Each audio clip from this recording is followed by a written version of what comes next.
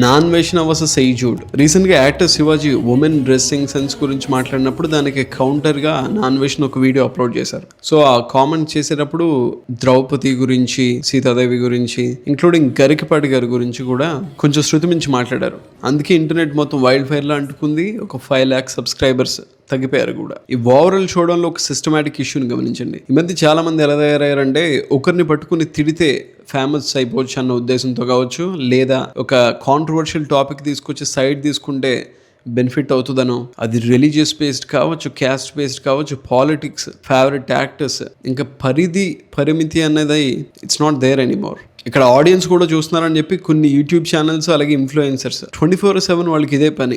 ఎంత మితిమీరి చేస్తే అంత ఎక్కువ ఫేమస్ అవ్వచ్చు అన్న ఉద్దేశంతో దాన్ని వెపనైజ్ చేసి క్యాష్ చేసుకోవడానికి ట్రై చేస్తున్నారు, which is disgrace to the society. And అలాగే proper education and informative videos లేవు, ఉన్నదానికి సరిగ్గా వ్యూస్ కూడా రావట్లేదు.